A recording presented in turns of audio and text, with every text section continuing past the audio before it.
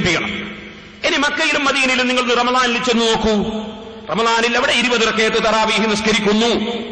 4 മദ്ഹബും 20 റക്അത്ത് തറാവീഹ് പഠിപ്പിക്കുന്നു. നിങ്ങൾ ആ തറാവീഹിന്റെ എണ്ണം എന്തിനു ചുരുക്കി? നിങ്ങൾ പറയുന്നൊരു മാക്കാന യസീദു എന്ന ഹദീസുണ്ട്. ആ ഹദീസ് ബുഖാരിയിലല്ലേ ഉള്ളത്? ഇമാം ബുഖാരി തറാവീഹ് 8 നിസ്കരിച്ചാൽ നിങ്ങൾക്ക് തെളിയിക്കാൻ കഴിയോ? ആ ഇമാം ബുഖാരി ആ ഹദീസ് റിപ്പോർട്ട് ചെയ്തത് മാലിക് ഇമാം റളിയല്ലാഹു അൻഹുവിന്റെ ശിഷ്യനിൽ നിന്നല്ലേ? ആ ശിഷ്യൻ ആ ഹദീസ് പറഞ്ഞു കൊടുത്തത് ഇമാം മാലിക് റളിയല്ലാഹു അൻഹു അല്ലേ? ബുഖാരിയിൽ 3 സ്ഥലത്തും ഉസ്താദുമാരെ പരമ്പരയിൽ ഇമാം മാലിക് റളിയല്ലാഹു അൻഹു ഇല്ലേ? ആ മാലിക് ഇമാം റളിയല്ലാഹു അൻഹു മദീനയിലെ ഏറ്റവും വലിയ പണ്ഡിതനായിരുന്നില്ലേ? ഇമാം ഷാഫിയുടെ ഉസ്താദായിരുന്നില്ലേ?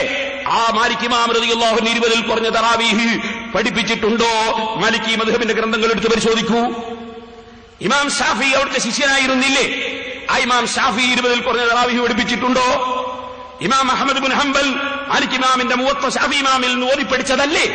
ഇമാം ഷാഫി റളിയല്ലാഹു അൻഹു ഇമാം മാലിക് റളിയല്ലാഹു അൻഹു മുവത്ത ഓതി പഠിച്ചതല്ലേ? അവരൊക്കെ ഈ ഹദീസ് കണ്ടതല്ലേ? അവർക്കൊക്കെ മനസ്സിലായി ഈ ഹദീസ് ഒരിക്കലും തറാവീഹിനെ കുറിച്ചല്ല, അത് വിത്റിനെ കുറിച്ചാണെന്ന്. കാരണം ആ ഹദീസ് പറഞ്ഞത് ഇമാം ബഹുമാനപ്പെട്ട ബീവി ആയിഷ ബീവിയാണ്. ആ ആയിഷ ബീവി റളിയല്ലാഹു അൻഹാ മദീനത്തെ പള്ളിയുടെ തൊട്ടടുത്ത ചുമരിന്റെ അപ്പുറത്ത് റൂമിൽ വെച്ച് മഹദി അവിടുന്ന് റൂമിന്റെ ഉള്ളിൽ വെച്ച് തറാവീഹ് നിസ്കരിക്കുന്നുണ്ട്. ആ സമയത്ത് 36 കൊല്ലത്തോളം മദീനത്തെ പള്ളിയിൽ 20 റക്അത്ത് തറാവീഹ് നടക്കുകയാണ്. ആയിഷ ബീവി പറയുന്നില്ല അവിടുത്തെ നിസ്കാരത്തിന്റെ എണ്ണം കൂടിപ്പോയി എന്ന് പറയുന്നില്ല. കാരണം ആയിഷ ബീവിക്കറിയാം ഞാൻ പറഞ്ഞത് വിത്റിനെ കുറിച്ചാണ്. ആയിഷ ബീവിയോട് തന്നെ ചോദിച്ചു, അംബീനി അംബിതിർ റസൂലില്ലാഹി, റസൂലുള്ളാഹിന്റെ വിത്റിന്റെ എണ്ണം എത്രയാണെന്ന് പറഞ്ഞു തരൂ ഉമ്മ. അപ്പൊ പറഞ്ഞു, യാ ബുനയ്യ, എന്റെ കുഞ്ഞു മോനെ, തിൽക 11 റക്അത്ത്, യാ ബുനയ്യ, മോനെ അത് 11 റക്അത്താണ്. അപ്പൊ വിത്റാണ് 11.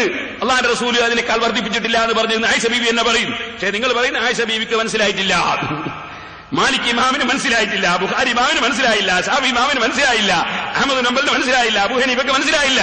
മനസ്സിലായത് ആർക്ക്? മനസ്സിലായത് നമ്മളെ ഈ ഷാർജ ഉസ്താദ്, അല്ലെങ്കിൽ ഏതോ ഒരു മൗലവി, അല്ലെ ഒരു മാഷിക്. എന്തൊരു ലോകമാണിത്!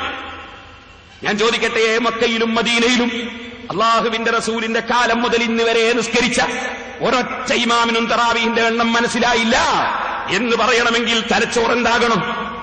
1400 കൊല്ലമായിട്ട് ഒരാൾക്കും തറാവീഹിന്റെ എണ്ണം മനസ്സിലായില്ല.